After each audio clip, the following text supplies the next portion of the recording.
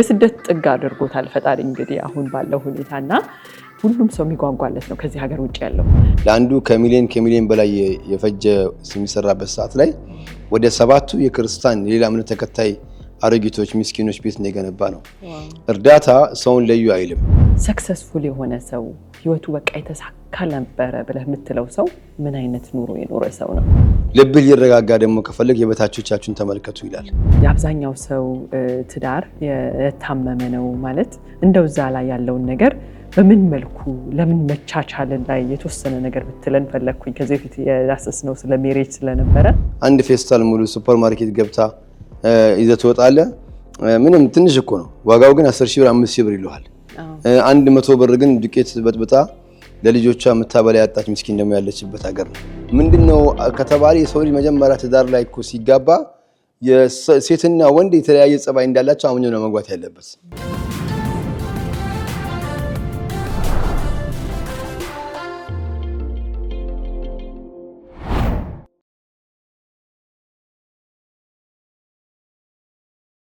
እሺ ተመልካቾቻችን ውይይታችንን እንቀጥላለን። አብራችሁን ቆዩ። ኡስታዝ እንግዲህ እዚህ እንግዳ ሆነህ ነው የመጣኸው ወደ ዩኤስ እና ለመጀመሪያ ጊዜ ነው አይደል? ለመጀመሪያ ጊዜ ነው። በጣም ደስ ይላል።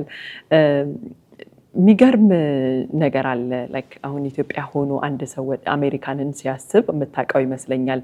በጣም የሚመኘው ሀገር ነው።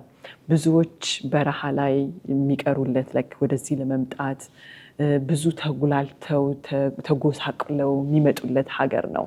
የስደት ጥግ አድርጎታል ፈጣሪ እንግዲህ አሁን ባለው ሁኔታና ሁሉም ሰው የሚጓጓለት ነው ከዚህ ሀገር ውጭ ያለው። እዚህ ያለው ሰው ደግሞ በተለያየ አጋጣሚ የመጣው ሰው ያ ደስታው እንዳለ ሆኖ ከሆነ ጊዜ በኋላ ግን በጭንቀት የተሞላ እረፍት የሌለው ሰላም የሌለው አይነት ኑሮ አብዛኛው ሰው እንደዛ ነው የሚኖረው። ሲያማርር ይሰማል። ፈተናዎችም ጫናዎችም አሉበት። ግን በፈተናውና በጫና ውስጥ ሆኖ እንኳን ቢያንስ የሆነ ሰው በሆነ ጥግ ላይ የሚመኘው ነገር እንደሆነ አስታውሶ እንኳን እንደው ደስተኛ ሆኖ ለመኖር እንዴት በምን ምክንያት ቸገረው ይመስልሃል? እንደው ምን ታዘብ ካንተ አኗኗራችን ላይ ሁኔታችን ላይ ውጥረታችን ላይ የታዘብከው ነገር እንደው እንድንማርበት እንድንወስድ እዚህ ያለው ሰው ደግሞ እሱ ላይ የተወሰነ ነገር ብትለን እንደው መፍትሄውንም ጠቆም ብታረገን። ቢስሚላህ እኔ በመጀመሪያ ደረጃ የቆየሁት 15 ወይ 12 ቀን ሆኖ የዚህ የሙሉን የአሜሪካንን ሐሳብ ለማቅረብ ባይቻልም በአብዛኛው ያገኘዋቸው ወንድሞች ገብቼ ዘየርኳቸው እንቅስቃሴዎች በየቦታው ስመለከት የማስበውን ነገር ነው የምናገረው። ምክንያቱም ይሄንን ሐሳብ የሚጋሩ ሰዎች ይኖራሉ። ምናልባት ሐሳቡን ደግሞ አያልገባህም አልደረስክበት የሚሉ ሰዎች ሊኖሩ ይችላሉ። እኔ ግን እንደገባኝና እንደተረዳሁት የማደርገውና የማስበው ነገር ቢኖር በመጀመሪያ እዚህ ማንኛውም ሰው አንድ ሀገር ለቆ የሚመጣው የሰው ልጅ ኑሮውን ለማሻሻል አስቦ ይሆናል። ነገር ግን እኔ እንደ ትልቅ ምክር የምሰጠው አገር ላይ ስራ ሰው ቢሰራ ቢጠነክር ቢረዳዳ አገር ላይ እዛው ያለንበት ሀገር አልহামዱሊላህ አሁን ለም እየሆነ ነው ያለው። የዚህን ተሳትፎ ስራ እየሰራ እየከሰበ ቢኖር ጥሩ ነው ብዬ ነው ትልቁን ማሰመርበት። ከሀገር የሚወጣው ሲጨንቅ እንጂ የስንት ኒዕማ አላህ ያደረገልን የሀገራችንን ኒዕማ የምናውቀው የሰው ሀገር ስንኖር ብቻ ነው። የፈለገ ነገር ቢኖርህ አገርህ የመሰለ ነገር አይኖርም። ሁለተኛው የሰው ልጅ እዚህ ዓለም ዱንያ ላይ ሲኖር መጨረሻው ምንድነው ዓላማ ከተባለ በዓለም ዱንያ ላይ ሀያት ከሆነ ደስተኛ ህይወት ኑር ነው። በዲኑ ቋንቋ ደግሞ በመንፈሳዊ ደግሞ ካመጣው ደግሞ ለአኺራ የሚሆነኝን ነገር ሰርቼ ልሂድ የሚል ነገር ነው። አሁን እኛ በምንሰራው ድርጅታችን ላይ ሰው ልጅ የተባለን ሁሉ ነው እየረዳን ያለነው። ሰው የተባለ ሁሉ ደስታን ማግኘት የፈለገኛ እስላም ክርስቲያን አንልም። ምሳሌ ቤት ስንሰራ ወደ 12 ምናምን ቤቶች የምስኪኖችን ቤት ስንገነባ ለአንዱ ከሚሊዮን በላይ የፈጀ የሚሰራበት ሰዓት ላይ ወደ 7ቱ የክርስቲያን ሌላ እምነት ተከታይ አሮጊቶች ምስኪኖች ቤት ነው የገነባ ነው። እርዳታ ሰውን ለዩ አይልም። እንኳን ለሰው ልጅ ቀርቶ አይደለም ለውሻ እንኳን እርዱ ነው የሚለው። ይሄን ነገር ቅድም ተጠቅሷል ብዬ ስላሰብኩት ነው። ለሰው ልጅ በጠቅላላ ነው እርዱ የሚለው። ሰው ነውና አላህ የሰው ልጅን አክብሮታል። ወለቀድ ከረምና በኒ አደም ወሐመልናኩም ፊል በሪ ወልበሕር አላህ በኒ አደም በጣም ያላቀው ፍጡር ነው። በኒ አደም ትልቅነቱ የምታየው የአውሮፕላን ይሰራል፣ ትልቅነቱ መርከብ ይሰራል፣ ትልቅነቱ ሱብሃንአላህ ዓለምን እንዳለ ይንቀሳቀሳል። ይሄን ያደረገው ፈጣሪ አላህ ነውና የተከበረ የሰው ልጅ ስለሆነ አክብሩት ይላል። ይህንን ነገር ማድረግ ያለብን ለሁሉም ሰው ዘር ቀለም ሳንለይ ጎሳዊ ስሜት ሳያጠቃን ለሰውነት ብቻ በመሆኑ መልካም ስራ ሰርተን እንድናልፍ ነው። የኛም የድርጅታችን ዓላማም ቁርአን የሚያዘንም እሱ ነውና ይሄን እንፈጽማለን እንምለው። ሌላው እዚህ ሀገር ላይ የመጡ ሰዎችን ስመለከታቸው በጣም ውጥረት ነው። ውጥረት ማለት ነው ጠዋት ይወጣል ስራ ነው የሚውለው፣ ማታ ይመጣል።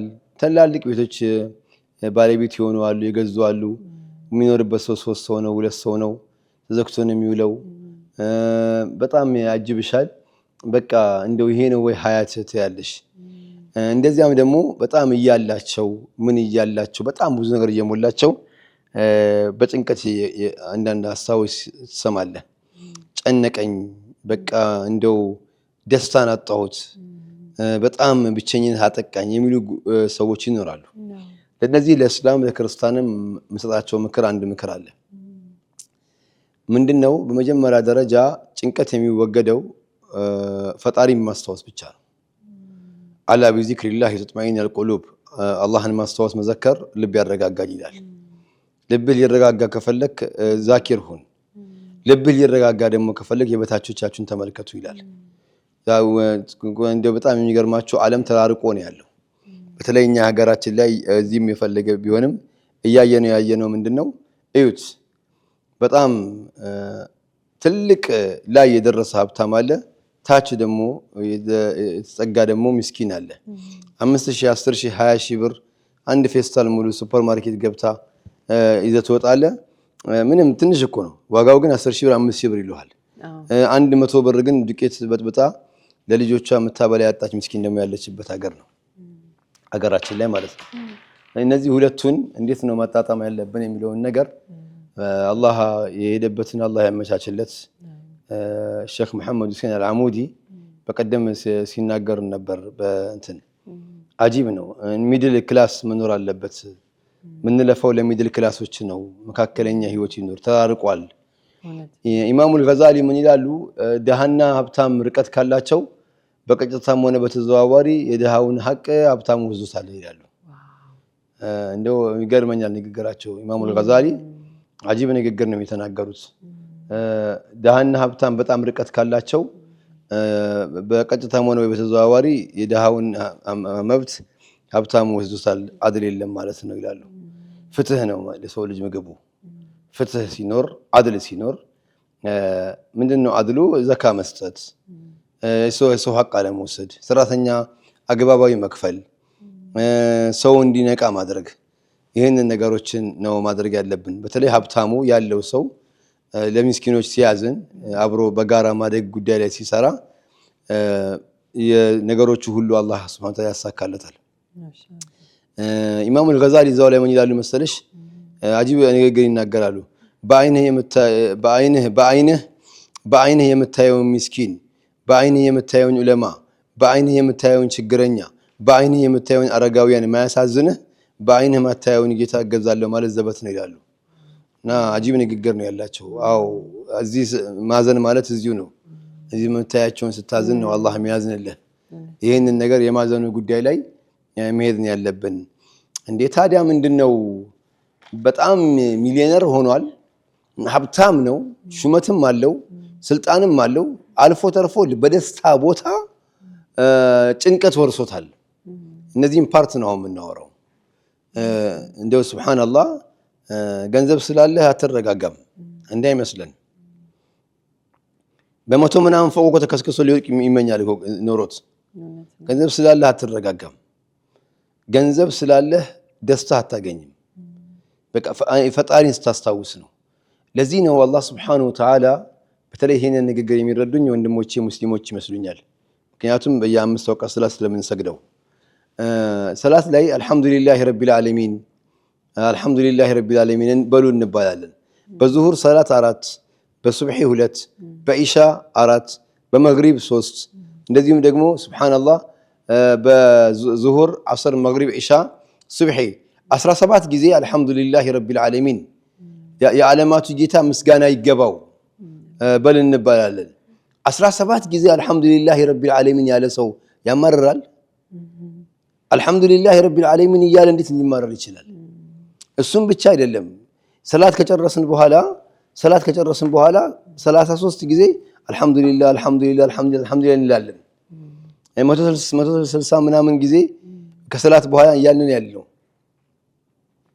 እንደዚህ እያመሰገነ ምንድነው ታዲያ ይሄ ከተባለ የሚያመሰግነው አመሰጋገን ችግር ያለው አመሰጋገን ስለሆነ ነው ምክንያቱም ከልብ አይደለም አልহামዱሊላሂ ረቢል ዓለሚን ሶሊሲ ጊዜ ቁጥር እንዲሞላለት አልহামዱሊላህ ነው እንጂ አይን ሰጠኸኝ እግር ሰጠኸኝ ለእንዲው ቤት ሰጠኸኝ አፊያ ሰጠኸኝ እንቅልፍ ጥሩ ተኛው በቃ ይሄንን እንድናበዛ ተፈልጓል አልহামዱሊላሂ ረቢል ዓለሚን እንድናበዛ አላህ ፈልጓል ለምንድነው ካልን ሸይጣን ከጀነት ወይም ከረህመቱ አላህ ውጣ ሲለው እንዳይሰግዱ አረጋቸዋለሁ እንዳይጾሙ አረጋቸዋለሁ አላለም እንዳያመሰግኑ አረጋቸዋለሁ ነው ያለው አመስጋኛ ይሆኑም ተከራዩ ማይዋ ይላል አከራዩ ማይዋ ይላል ሚኒስቴሩ ማይዋ ይላል ተምተም የሚመራው ማይዋ ይላል እንደው አብታሙ ማይዋ ይላል ደሃው ማይዋ ይላል ምንድነው ካልከው የተመልከ የፈለገ ነገር አላህ ዱንያ ቢሟላለህ የምስጋናን ቅባት አላህ ሸይጣን መጥቶ ከመሐከል ይወስደዋል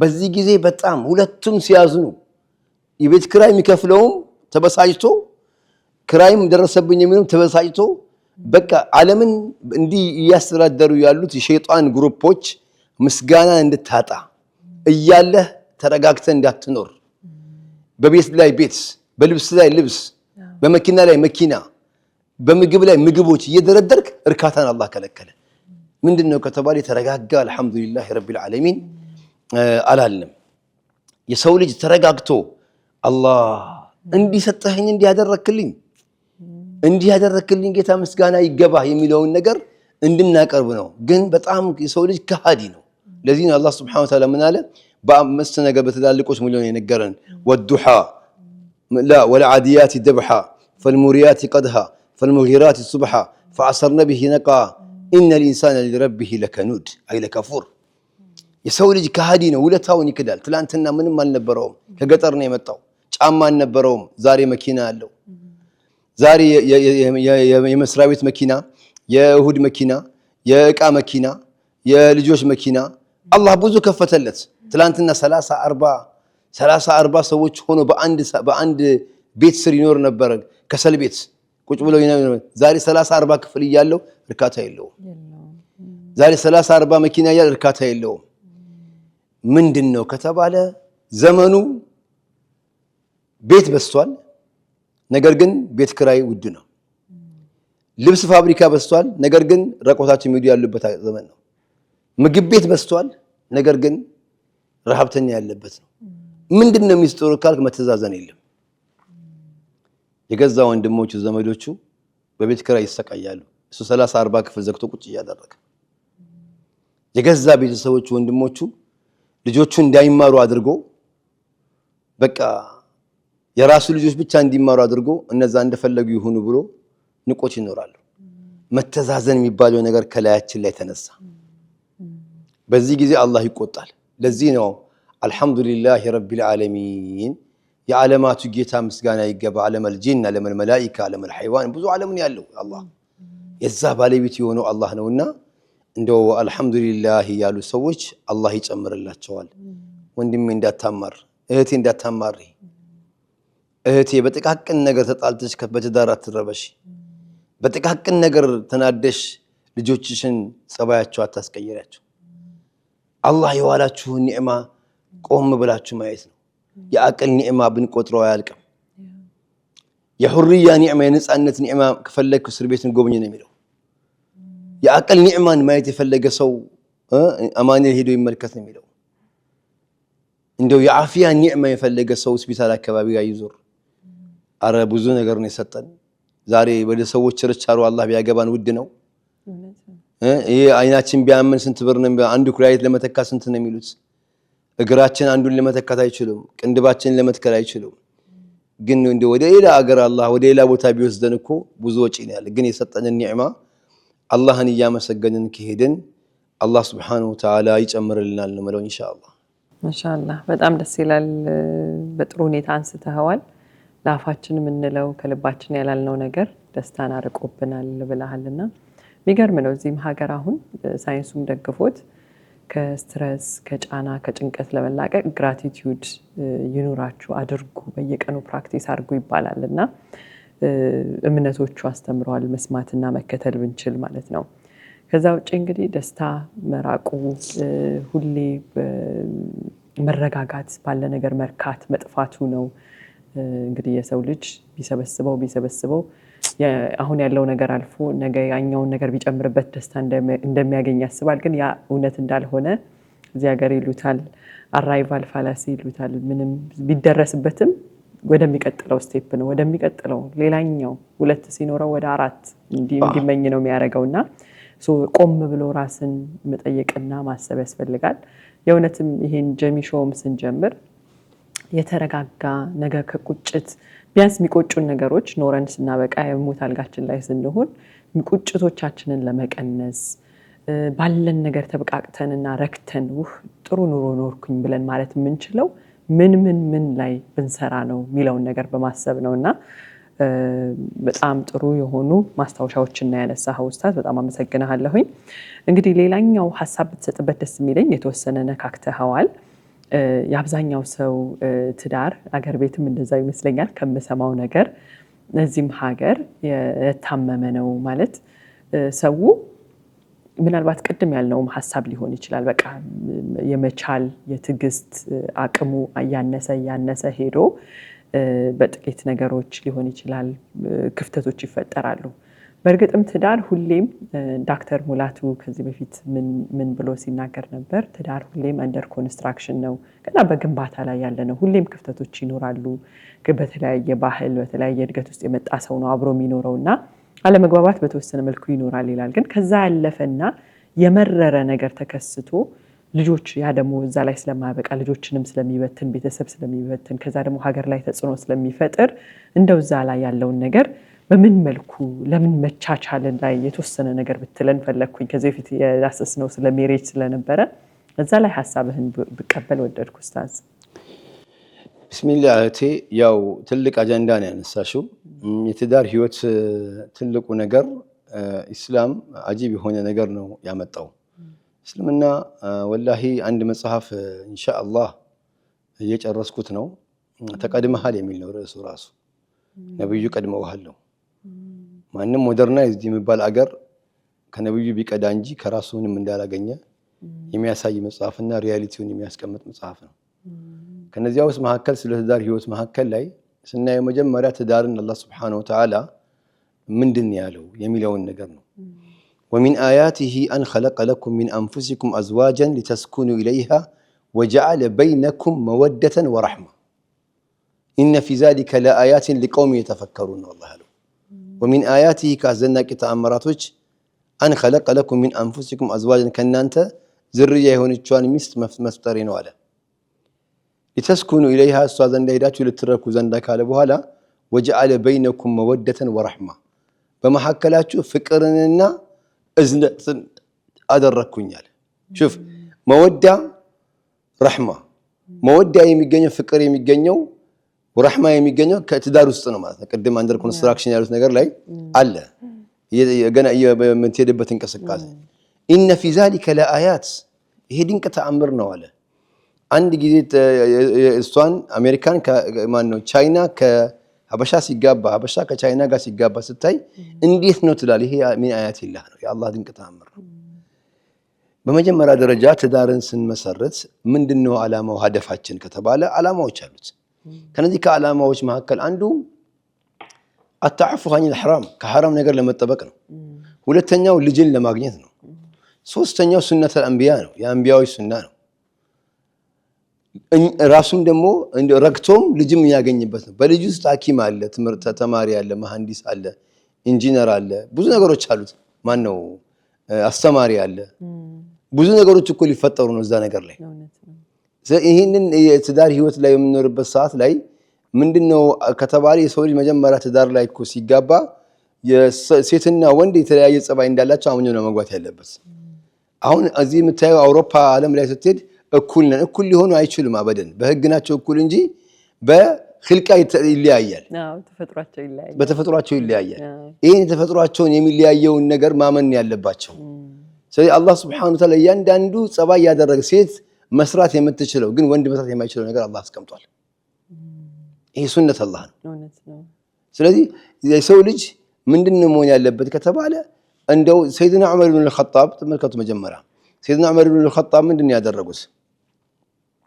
አንድ ቀን ሚስታቸው መታ በጣም እየጮኸችባቸው እየተናገረቻቸው እያለ አንድ ሰውዬ ሚስቱ አዛ አድርጋው ከዛ ልክ ሊያናግራቸው ሰይድና ዑመር ማያቅ ሰው ካለ እንደው ክርስቲያኑ ሲሰማ ስለሳቸው የተወሰነ ነገር በለንና ሰይድና ዑመር ኢብኑ አልኸጣብ ማለት ሁለተኛ ኸሊፋ ከነብዩ በኋላ ከዛ ከአቡበከር በኋላ ያስተዳደሩ እስላማዊ ኸሊፋ ዑመር ኢብኑ አልኸጣብ ይባላሉ። በአድል ያስተዳደሩ ልዩ ተምሳሌት የሚሆኑ ጀግና መሪ ነበሩ። እሳቸው ባለፉበት ቦታ ሸይጣን አያልፍም።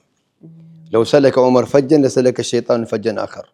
ሸይጣን መንገድ ቀይሮ ይሄድ ነበር። ከ21 ጊዜ በላይ ቁርአን ሐሳባቸውን ደግፎ የወረደ ነው። ዑመር ጀግና ነበሩ። ሰይድና ዑመር ልዩ ኸልቅ ናቸው እና እሳቸው ጋር ጠንካራ ሰው ናቸው። ነገር ግን ሚስታቸው እሷ ጋር ትጮህባቸው ነበር፣ አንጨቃጨቁ ነበር። ሲጨቃጨቁ ያ ሰውዬ ልክ ባሊ ሚስትየው አዛ አርጋው በርጋ መጥቶ ለዑመር ሊያማክራቸው ነው። ስለሚስቱ ሊያማክራቸው ሲመጣ ገና በርጋ ሲሰማ ጊዜ ዑመር ላይ የጮኸች ድምጽ ይሰማል። እንዴ እኔማ በቃ መመለስ አለኝ ብሎ ተመለሰ። ሲመለስ ሰይድና ዑመር አሁን እየሰማው ነበር የእግር ኮቴ ይሆናሉ። አንዳንድ ቦታ የሳር ይሰማል ጫካ አካባቢ። አው አንተ መተህ ነበር ለምን እንደምትለው? አው እኮ እኔ ሚስቴ በጣም አዛ አርጋኝ እርሶ ላማክሮ ስመጣ የእርሶ ሚስት እኮ ከእርሶ ጋር ሲጨቃጨቅ አይቼ ሰማኸኝ ዑመር፣ እኔ ጀግና ታቀኛለህ፣ እኔ እንደዚህ እንደታቃለህ። አው ማንንም አይሸፈንልኝ እኮ ሶስት ነገር መሸፈነው እኮ እሷ ነች። ልብሴን ተዘጋጃለች። አላህ የሰጠኝን ስሜት እሷ ጋር አረካለሁ። ለማንም አላሳየው ሰውነት የሷ ታያዋለች። አዩ ችግሬን ትሸፍንልኛለች። እኔ ለምንድን ነው አንዷን ጸባይ ማልሸፈነው? ስለዚህ በመፈቃቀር በመዋደድ በረህማ ነው ነገር የሚመጣው እንጂ በመጨቃጨቅ ከሆነ አላህ ረህመቶችን ያነሳል። ኢስላም ትንሽ እዚህ አካባቢ ላይ በደንብ አድርገን ብናዳምጥ ጥሩ ነው። ኢስላም ስለ ፍቅር ሲያስተምር በሰዎች መካከል ላይ አንዳንድ ጭቅጭቆች ይኖራሉ። የጭቅጭቆች አፈታት ዘሎ ላይ ይወጣል፣ አንዳንዱ ወደ መፋታት ይመጣል። ስቴፖች አሉት፣ መንገዶች አሉት። የሚገርመው ኢስላም ከመጀመሪያ ደረጃ ምንድነው ያደረገው ካልሽ እንደው ይሄ ነገር በጣም ለኢስላምም ለክርስቲያን ለሁሉም ሰው ይጠቅማል። እንደውም ይሄንን ዳዕዋ አንድ ጊዜ ሳር ቤት አድርጌው ብዙ የክርስቲያን እምነት ተከታዮች ለቅሶ ላይ ቤተሰቤን አስተካከልክልኝ ያሉኝ ጸባይ ነው እዚያው የምናገረው። መጀመሪያው ምንድነው ፈኢዙሁን ነው። ጭቅጭቅ ከመጣ ምከራት ነው ያለው እስልምና። ምከራት ሲል እስኪ አስቡት፣ እንደው በዚህ በሚዲያ አነስ አድርጎ ይመጣል እንጂ ዋናው ሃይላይት ነው የሚለቀቀው። ምከራት ሲል ምን ማለት ነው? ምከራት አስመክራት አልተባለ፣ ምከራት ነው። ፈኢዙሁን ደግሞ ሴት ልጅ የምትመክራት በስምንት ቦታ አይመከርም፣ በስምንት ጊዜ አይመከርም። ስምንት አይነት ቦታዎች፣ አንደኛው በሰው ፊት አይመከርም፣ ሁለተኛው በራባት ሰዓት፣ ሶስተኛው በደከማት ሰዓት፣ አራተኛው በሐዘን ሰዓት፣ አምስተኛው በብርድ ሰዓት፣ በጣም ኃይለኛ ብርድ ባለበት ወቅት አይመከርም። ቀጥሎ ሀይድ በሆነ ሰዓት አይመከርም። ሀይዱ ራሱ ያነጋግራቸዋል፣ ያበሳጫቸዋል። እኔ ስምንቱን የሚቆጥራቸው ነገሮች አሉ። ፈኢዙሁነ ምከራት ነው የሚለው የመጀመሪያው ስቴፕ። ስትመክር ደግሞ አመካከርህ ደግሞ ስርዓት ያለው አመካከር ይሁን። ሀዲያ እየሰጠ ለአንቺ ብዬ ነው እያልክ በተዘዋዋሪ ቀስ አድርገህ እያመጣህ እንጂ ዝም ብለህ ብቻ ለራስህ ገና ምክር ያስፈልግሃል። ምከራት ስትመክር ሀዲያ እየሰጠሃት አብሽሪ፣ የልጆቼ እናት ነሽ እኮ እንደው አላህ እኮ አገናኝቶናል፣ ምን ነው ይሄን ጸባይ መትመትዩ። ነብዩ ሰለላሁ ዐለይሂ ወሰለም ልዩ ሳይካትሪስት ነበሩ። ያ እንትና ማን ነው አብደላ ሌይል የሚሰግደው ሌይል አይሰግድም ነበር። አብደላህ እኮ በጣም ጥሩ ሰው ነው ግን ሌሊቱ ቢጨምርበታሉ። ተመልከች የነብዩ ንግግር። አብደላህ እኮ ጥሩ ሰው ነበረ ግን ሌሊቱን ቢጨምርበታሉ። ተመልከች አንተ ሌሊቱን አትሰግድም አላሉትም። በመላ ነው። ስለዚህ ቀስ አድርገህ ምከራት። ደግሞ አንድ ቀን አይደለም ቀስ ብለህ በምትሰማ ሰዓት። አሁን አንተ በዚህ በስምንቱ ሰዓት ጮኸ እሷን አልደረስክባትም። ወይ በብርድ ሰዓት ብርዱን የመከርከው ወይ ረሃቧን የመከርከው ወይ ሀዘኑን የመከርከው እንጂ ይሄንን ጠብቀህ ሰው ነች እኮ ትሰማለች እኮ አንተን ፈልጋ ነው የመጣችው ቤት። ካንተ ጋር የምትዋደድ ሴት ነች። ካንተ ጋር አብራ ያለች ሴት እንዴት አድርገህ ነው አንተ አውሬ የምታረጋት? ስለዚህ ምከራት ነው የሚለው። ምከራት። አንድ ይሄን አደረክ አይደለ? ምን ማድረግ አለብህ? አሁንም የሚገርመው ነገር ወህጁሩሁነ ፊል መዳጂዕ ይላል። በመኝታ ተገለላት ይላል። እዚህ ጋር በደንብ አድርጋችሁ አዳምጡ። በመኝታ ተገለላት ይላል። በመኝታ ተገለላት ሲል ከቤት ለቃ ትውጣ አይልም። ሴት ልጅ መውጣት የለባትም አንተ ከፈለክ ውጣ እንጂ። ስለዚህ ሴት ልጅ ከቤት ከወጣ ሸይጣን ተከትሏት የሚሄደው። ወህጁሩሁነ ፊል መዳጂዕ ነው። በመኝታ ተገለላት። እንዴ ትናንትና ዝግጅት የሚያመጣልኝ የሚስመኝ እንደ በጣም የሚያቀርበኝ ዛሬ ምን ያህል ባበሳጨው ነው እንደዚህ የሆንኩት ብላ እንድትመለስ ነው ያደረገው። ይሄንም አደረክ ችግር ተፈጠረ። አዎ ምን አደርጋለሁ? የሚገርመው እስልምና በደንብ እናዳምጥ።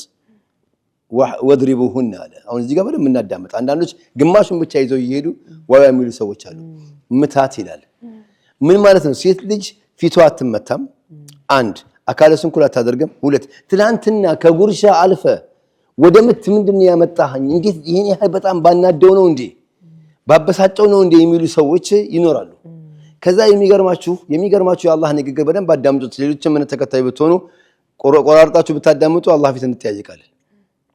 መደዳውን ይው ምከራት፣ እምቢ ካለች ተገለላት፣ እምቢ ካለች ምታት። ከዛ ፈኢን አጣዕነ ለኩም እሺ ብለዋችሁ የሚታዘዟችሁ ከሆነ ፈላ ተብጉ ዐለይሂነ ሰቢላ አውቃችሁ ሐቀጠነ ብላችሁ አትከታተላቸው። ኢነላህ ካነ አልየን ከቢራ አላህ የበላይ ተቆጣጣሪ ነው። አላህ ያግዛታል። ዝም ብለህ አንተ ስልጣኑ እኔ ጋር ነው ያለው ብለህ አትዝናናባት። ከአንተ በላይ አላህ አለ። አልየን ከቢራ አላህ። ከዛ የሚገርመው ይሄንም አራቱንም ካደረክ በኋላ ለሶስቱንም ካደረክ በኋላ ውጤት አልመጣም። አዎ ምን አድርጎ አለ? ሐከመን ሚን አህሊሃ ወሐከመን ሚን አህሊሂ ነው ያለው። ከሷ ቤተሰቦችም ቤተሰብ ነው ይቀመጥ ያለው። ከሱም ከሷም ቤተሰብ ነው ያለው፣ መንገደኛ አላለም። አሁን እያንዳንዱ ሰው ትዳር እየፈረሰ ያለው ስጋ ያልሆነ የነሱ መውለድና መክበር የማያውቅ በቃ ዝም ብሎ መንገደኛ ሲያመጣና ትንሽ ችግር ሲነግሩት ያልሰማ ብሎ የሚሄድ ሰው ነው። ይህ እንደዚህ አይነት ሰው እንዳታስቀምጡ ትዳር ላይ። ሐከመን ሚን አህሊሃ ወሐከመን ሚን አህሊሂ ከቤተሰቦቿ ለሷም ጥሩ የሚያስቡ የሱንም ጸባይ የሚያውቁ ድክመቱን የሚያውቁ ጥሩ ጎኑን የሚያውቁ አብረው ሁለቱም እንዳለ ተቀምጠው ይፍረዱ አለ። ከዛ በኋላ የሚገርመው የአንቺ ችግር ስትናገሪ እሱም ችግሩን ሲናገር የኸይር የተዳረጋ ውለታ እንዳትረሱ። ምን ማለት ነው? እሱ እኮ ጥሩ ነው ግን ይሄ ይጎለዋል በይ እንጂ ችግሩን ብቻ ያመጣ አትሩራለ። ወይም ደግሞ እሱ እኮ ጥሩ እሷ እኮ ጥሩ ነች ብለህ ይሄ ይጎላታል በል እንጂ ዝም ብለህ ችግሩን ብቻ እንዳታመጣ። በዚህ ጊዜ ምን ይሆናል አለ እነዛ ሽማግሌዎች የሚፈርዱት ነገር ኸይር ይሆናል። ወይ መለያየታቸው ወይም ደግሞ አብሮ መቀጠላቸው ኸይር ሊሆን ይችላል። በሁለት ትዳር መካከል ላይ ገብቶ ነገሮችን ሳያቀራርብ የማለያየትን ንፋስ የሚያመጣ ሰው አላህ ጀነትን ይከለክለዋል። ከባድ ነው። በሁለት በሰዎች መካከል ላይ መጥቶ እስላም በፍቅር በረህማ እንዲኖር ነው። ታዲያ ለአንድ ሴት አልበዛም? መምከር፣ መገለል፣ መምታት፣ ሽማግሌ ማስቀመጥ አይደለም። አንዳንድ ሙፈሲሮች እንደውም ሲያስተምሩ ምንድን ያሉት ዓለም ላይ ያሉ ሴቶች ከአራቱ አንዱ ይሆናሉ ነው ያለው። አንዳንዷ በምክር የምትመለሰዋለች። በምክር የምትመለሰዋን ዱላ ብታመጣ አበደን አትታረቅም። ሷይ እስልምና። አንዳንድ ሴቶች ደግሞ አዛ ያደርጉሃል። አንድ ቀን ካንተ ተነጥላ ማደር ማትወዳለች ደግሞ እሷን ደግሞ በዚህ እንድትመለስ ያደርጋሉ። አንዳንዶች ደግሞ ባሌ ካልመታኝ ማይወደኛ መስል የሚለው እነሱ ደግሞ ትንሽ ቸብ አድርግ የሚል ነገር ነው እስላም ያመጣው። አንዳንዶች ደግሞ ሰው ሲመክራቸው የሚመለሱ አሉና ሰው አስቀምጡላቸው። ለሁሉም አይነት እንዲሆን ነው። አንተ ቤት የገባችዋ ሴት ከአራቱ የትኛው ነው ብለህ ካላወቅ ገና ኬጂዋን ግባ ገና። ምክንያቱም ያን ማወቅ ያለብህ ምናልባት እሷ አንተ ስትመክራት ማትሰማ ከሆነ የሆነ ሰው ቤተሰብ ሲመክራት ነውና ቀስ አድርገህ እዛ አስመክራት አለ። አንዳንዶቹ ደግሞ ሰው ሊሰማባት ማትፈልጋለች። አንተ ራስህ በተቃራኒው እንኳን አንተም እንደዛው እኮ መሆን አለብህ። እሷ ብቻ ገብቻ ባይልም ችግር ያለው አንተም ችግር ሊኖርብህ ይችላል። የመጨረሻ የምናገረው የነብዩ ሲራ ይገርመኛል። የነብዩ ሰለላሁ ዐለይሂ ወሰለም አስቡ ሰይድ ኢስራ ወል ሚዕራጅ ሰማይ የወጡ ቀን ሰማይ ወጥተው ብዙ ነገር አላህ ሱብሓነሁ ወተዓላ ሳይቷቸው ሁሉ ነገር ደርሰው ከመጡ በኋላ የተገኙት የት ነው? ማዲ ቤት ነው ለሚስቶቻቸው ምግብ ለመስራት። እኔና አንተ ቻይና፣ ታይላንድ አንድ 5 ሀገር ከሄድን በአፍንጫችን መናገር እንጀምራለን። ነብዩ ማዲ ቤት ገቡ። ዝቅ አሉ። ነብዩ ሰለላሁ ዐለይሂ ወሰለም ዝቅ አሉ። እንደ ነብዩ አይነት ፍቅር ያለው የለም። ማዲ ቤት ገብተው ዛሬ ፈረንጅ ሲጠብስ ጊዜና ፈረንጅ ነው የሚያውቀው እንላለን። ነብዩ ሰለላሁ ዐለይሂ ወሰለም ገብተው ይሰሩ ነበር። እንደውም ጫማ ሲሰፉ ሚስቶቻቸው ቤት ያጸዱ ነበር። ላባቸው የሚወጣቸውን እንዲሰብሰብ አድርገው በሽቷቸው እየጨመሩ ይቀቡ ነበር ነው የሚለው። የፍቅር ነብይ ነበሩ። ስለዚህ ሴቶችን በትዳር ህይወት ላይ ልጆቻቸው ሳይሞቱ የቲም የሚያረጉ ወላጆች አሉ። ወላሂ በቃ እሷ ሳይኮሎጂካሊ ይጎዳሉ። አባትና እናት ሲጨቃጨቁ ትምህርት ቤት የሚጽፉትን ያጣሉ። ፍቅር አጥተዋል። በየቦታው ነው እጃ አይቻለሁኝ። ውጤታቸው ዝቅ እያለ እየሄዱ ምን እያሉ አንዷን ትወዳለች። ይሄ ሙሐባ ነው። አንዱን ይወዳል። ተረብሸው ነው የሚሄዱት። ምንም አያውቁም። ንጹህ ነገር እነዚህ ንጹህ ጭንቅላቶችን ረብሸው ለቁም ነገር እንዳይደርሱ ለራሳቸው ህይወታቸውን አበላሽተው የልጆቻቸውን ህይወት ሰው ለልጁ ብሎ እኮ ይኖራል። ሰው ለልጁ ብሎ ይኖራል። ዋጥ ያደርግና ለልጄ ቁም ነገር ይድረስልኝ ጭንቅላቱን አረብሸው ብሎ እኮ ይኖራል። አንዳንድ ደነዝ አሉ ወላጆች ፊውቸሪቲ ፕላን የሌላቸው ጨለማ ይሆኑ አሉ። እንደዛ አይነት ሰዎች ግን አደብ እንዲያደርጉና እንዲሰሙ ስሜትን ማሸነፍ እንዲቻል ስሜትን መግደል እንዲቻል ነው። በጣም ደስ ይላል ኡስታዝ። ስለ ትዳር ራሱ በቃ ሙሉ ፕሮግራም የሰራን ያህል ነው። ብዙ ነገር ነው የወሰድኩት። በጣም ነው የማመሰግነው። ጨርሰናል። 3 ጥያቄ ነው ማነሳለ። ከዛ ስለ አንተ ማገዝ ለሚፈልጉ ሰዎች መልእክት እናስተላልፍና እንለያያለን። ለአንተ አጭር መልስ ነው የምትሰጠኝ። ሰክሰስፉል የሆነ ሰው ህይወቱ በቃ የተሳካ ነበረ ብለህ የምትለው ሰው ምን አይነት ኑሮ የኖረ ሰው ነው? እኔ ወላሂ ሰክሰስፉል ብዬ በእኔ ደረጃ የምወስነው ሰው ለሰዎች መኖር የሚችል ሰው ብቻ ነው። ለሰዎች መኖር የሚችል ሰው ከራሱ ያለፈ ኑሮ መኖር ከራሱ አልፎ ለሰዎች የሚኖር። በጣም ደስ ይላል። ጠዋት ተነስተ መጀመሪያ የምታደርገው ነገር ምንድነው ኡስታዝ? ጠዋት እንደተነሳው ያው ሱብሂ ሰላት ነው የምሰግደው። ሱብሂ ሰላት አቅራቢያዬ ባለ መስጂድ ይሰግዳለሁ። የመጀመሪያ ስራዬ ሱብሂ ሰላትን መስገድ ነው። ሁሌ ግራውንድድ ሆነህ እንድትቆይ በቃ ይሄ ባለህበት አመስጋኝ ሆነህ እንድትቆይ የሚያደርግ ፕራክቲስ በጠዋት ተነስተህ ፈጣሪ ጋር መገናኘትህ ነው ማለት ነው። ኦኬ። ማታ ከመተኛት በፊት የምታደርገው ልምድ? ያው ማታ ከመተኛቴ በፊት ማደርገው ልምዴ ያው አላህና እኔ የምናውቀው ስራ አለ። እሱን ባልናገረው አንዱን ምክንያቱም ተመልሼ አልመጣም ዱንያ ላይ ስተኛ ወይ ታመጣኛለህ ወይ አታመጣኝም ብዬ አንድ የምጠይቀው ዱዓ አለ። ሁለተኛ ደግሞ ከመጣው በኋላ ደግሞ መልካም እንድሰራ አድርገኝ ብዬ በሰላተ ነቢ ነው የምተኛው። ማሻአላህ በጣም ደስ ይላል። እሺ እንግዲህ ተመልካቾች በጣም ብዙ ነገሮችን ተማራችሁበት የወሰዳችሁበት ቆይታ እንደነበረ አምናለሁኝ። እኔ ብዙ የተማርኳቸው ነገሮች አሉ። እምነታችሁ እስልምና ያልሆነ ሰዎች ይህን ፕሮግራም እንደምትከታተሉ አምናለሁኝ። ለእናንተ የሚጠቅማችሁንና የወደዳችሁትን ነገር ውሰዱለት። ከዛ ውጭ ደግሞ ሌላውን ለእውቀት ያህል ማወቁም አስፈላጊና ጥሩ ነገር ስለሆነ በዛ ልክ እንደምትወስዱት አምናለሁኝ።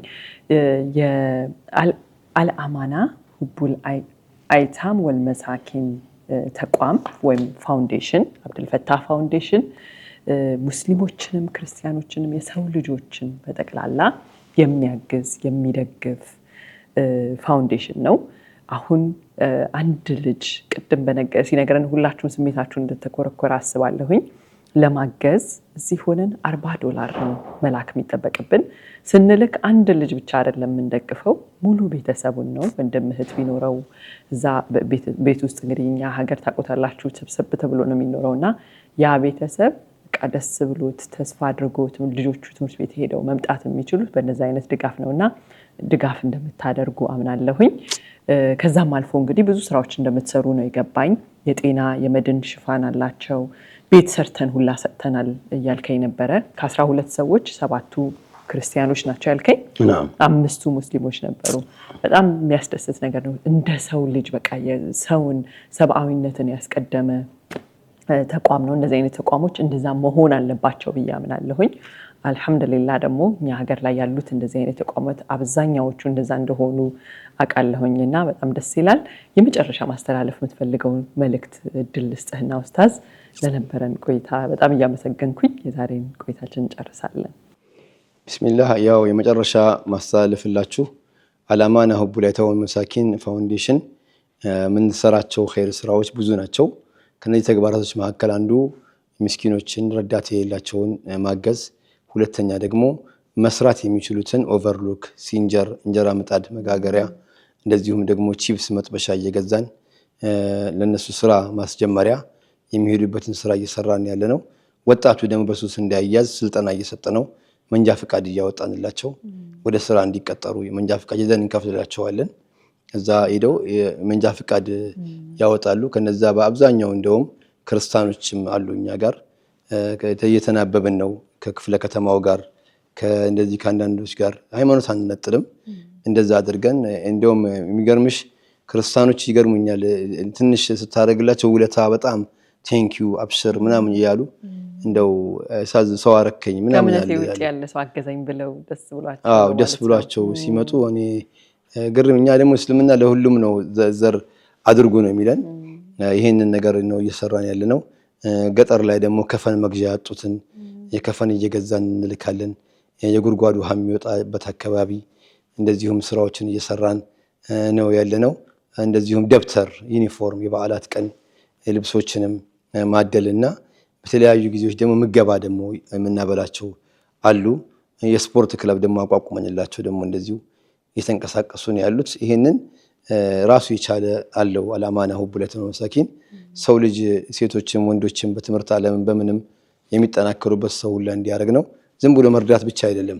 የምንረዳው አባት የሌለው መስራት የማይችል ምስኪን ስለሆነ ነው እንጂ ራሱን መለወጥ የሚችለውን ግን እየሰጠናቸው ስራ እየጀመሩ ጉሊት እያቋቋሙ እንደዚሁም ደግሞ አንዳንድ ቦታ ላይም ሄደው የራሳቸውን ሙያ እየለመዱ እየተመዘገቡ በብዙ ሙያ በሚችሉት ነገር ላይ ያደረግን እየረዳን ያለ ነው።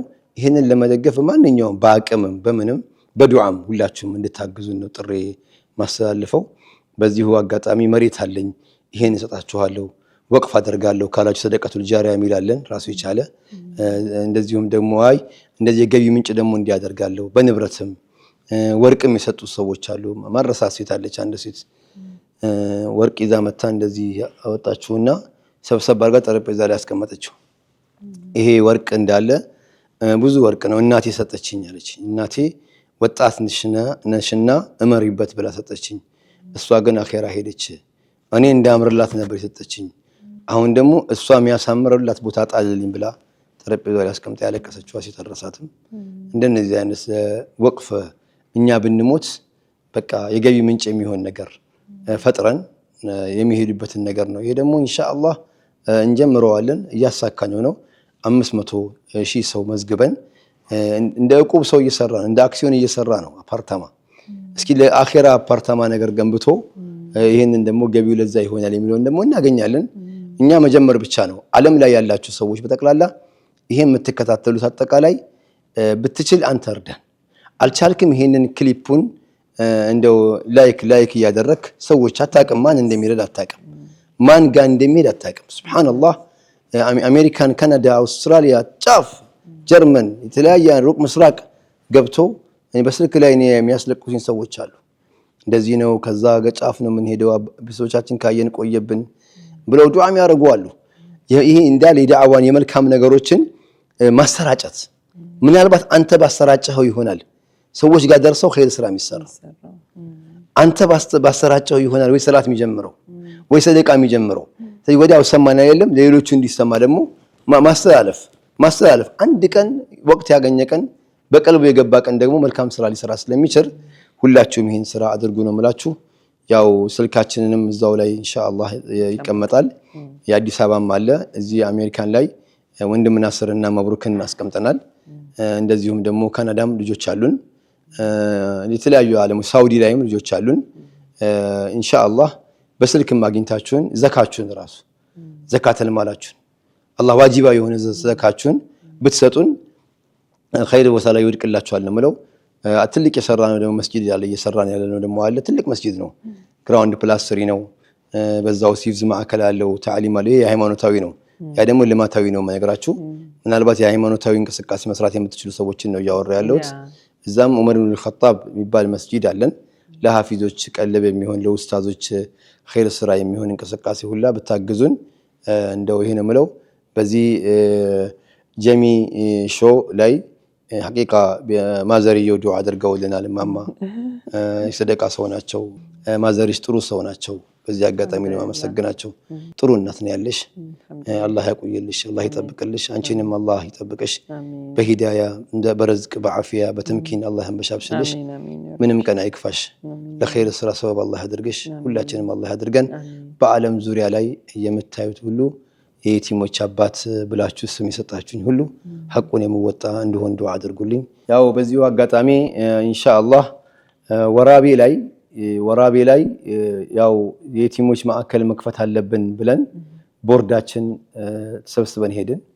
ስንሄድ በጣም የሚገርመኝ ዘይኔ ቢልካ አስተዳደሩ እንደዚሁም ከንቲባ ያሲን በጣም አጂብ የሆነ ነው። ቆመው ተቀብለውን መኪና መድበውልን የፈለጋችሁት መሬት ሰፊ ቦታ እናዘጋጅላችኋለን ብሎ ምግቦችን ሁሉ ወጪ ሸፍኖልን ሐቂቃ እዛ መሐከል ላይ አንድ ሉባባ የምትባል ትልቅ ምግብ ቤት ያላት እናት ናቸው።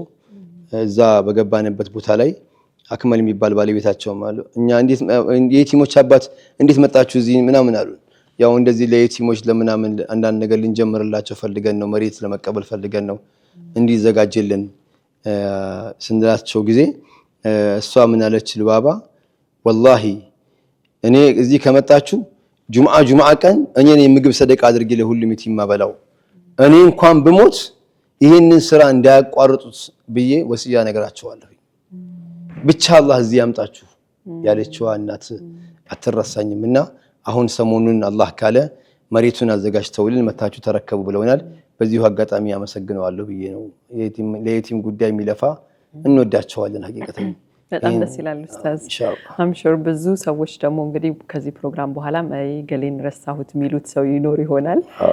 ተመልካቾችም እንግዲህ እንዳትቀየሟቸው፣ ሰው ሲጠቀስ አንዳንዴ ሊረሳ ስለሚችል ለምታግዙ ሰዎች ከእናንተ አልፎ ደግሞ ያሉት ኡስታዝ አንድ ልጅ አባቱ ሲኖር የአባቱ ኃላፊነት ነው። አባት ከሌለው ወላጅ ከሌለው ግን የሁሉም ኃላፊነት ነው እንደተባለው የኛም ይመለከተናል ብላችሁ ለምታግዙ ሁሉ ፈጣሪ እንግዲህ ይክፈላችሁ ነው የምንለው። በጣም ነው የምናመሰግነው ኡስታዝ። እንግዲህ አላህ ጊዜህን ህይወትህን እንዲባርክልህ ዱዓችን ምኞታችን ነው።